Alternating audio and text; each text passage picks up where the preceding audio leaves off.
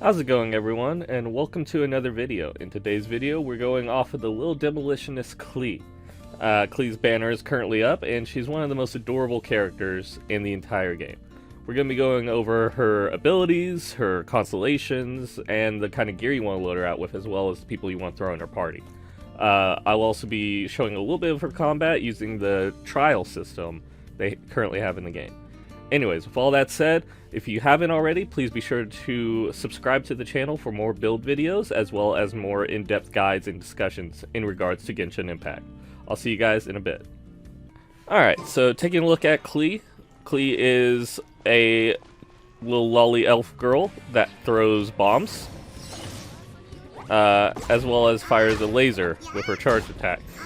Interestingly, although she is a caster, it acts more like she is a claymore wielder. You can actually mine stones and collect resources with Klee in this way.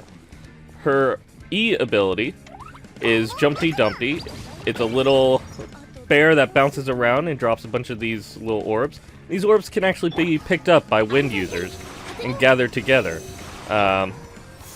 You can suck them all up with Gene, send them flying into an enemy. The only wind user that cannot interact with these orbs is Venti, for some odd reason.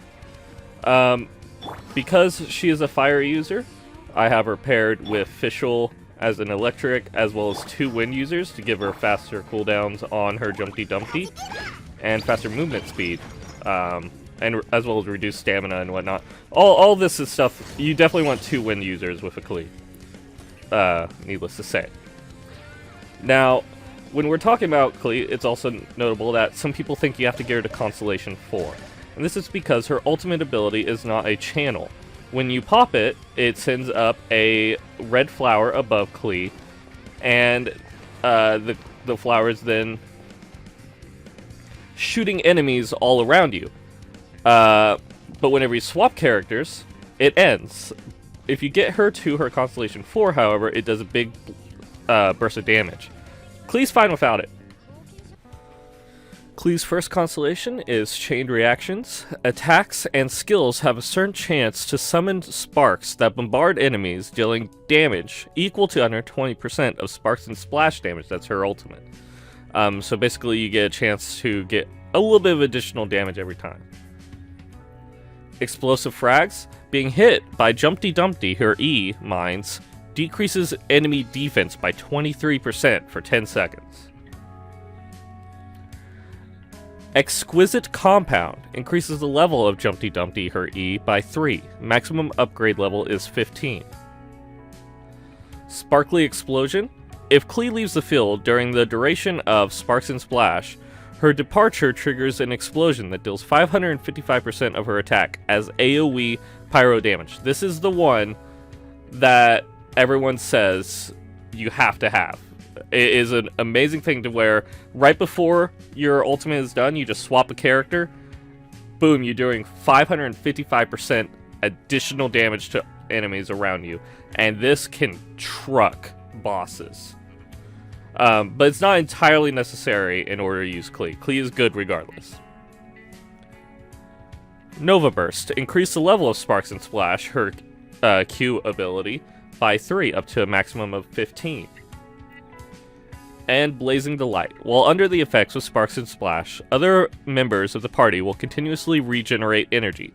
When Sparks and Splash is used, all party members will gain a 10% pyro damage bonus for 25 seconds, which is a little bit more than the duration of Sparks and Splash, I believe. So, basically, this is a great pairing if you have Diluc, because you can swap to Diluc, do that 555 extra damage from your C4, and then boom, you have, you know, Diluc out there with 10% extra damage, as well as everyone that wasn't out on the field is regenerating energy, usually getting their supers back right away. Taking a look at her talents, her normal attacks, of course, scale with pyro damage, and interestingly, Klee's attacks only do pyro damage. They don't do any form of kinetic damage. So if you're not building her for pyro damage, you're missing out on a lot of her kit. Jumpty Dumpty. of course, scales with pyro damage. All of her abilities will be. She's pure DPS. Sparks and Splash, again, pyro damage. Yeah, the duration's 10 seconds, so you're getting an additional 15 seconds of pyro damage.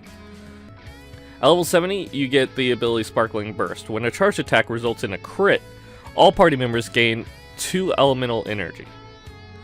And then the others are just kind of like your passives. This one has to do Jumpty Dumpty and normal attack damage. Klee has a 50% chance to obtain an explosive spark.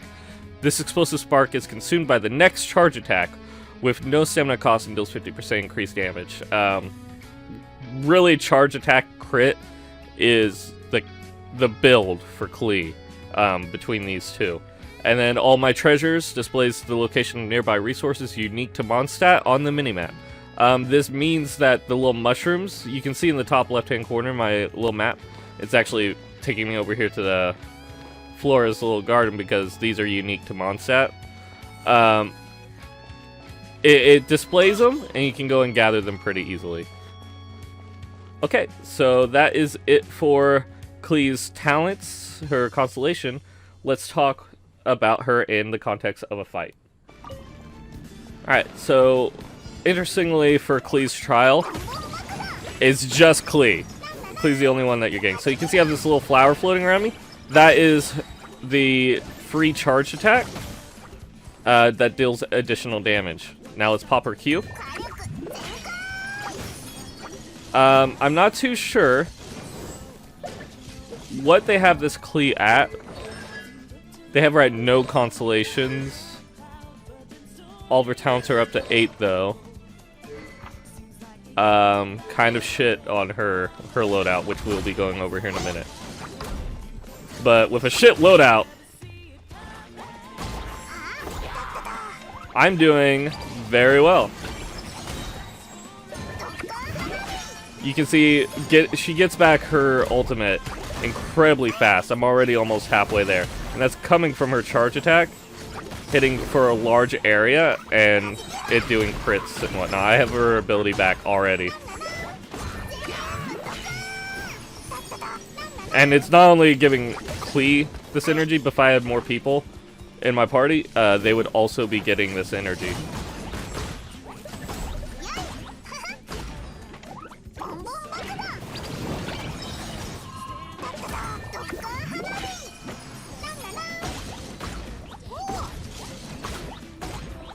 See, I'm tanking through his rock hide, even though I'm not using the claymore, because that's pretty much what her attacks are treated as.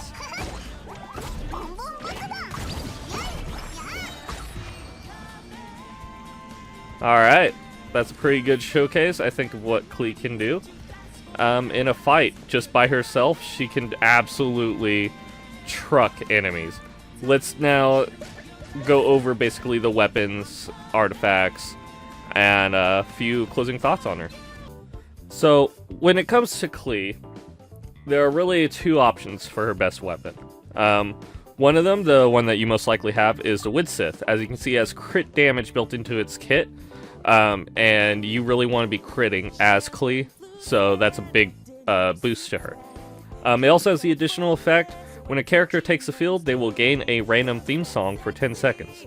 This can only occur once every 30 seconds. Recitative increases attack by 60%. This is our refinement rank 1. Aria increases all elemental damage by 48%. And Interlude, elemental mastery is increased by 240%. Any of these songs you get is great. It's just a little bit sucky that's random. And I've heard this book is actually bugged. So it might not be working the way that you would want it to necessarily.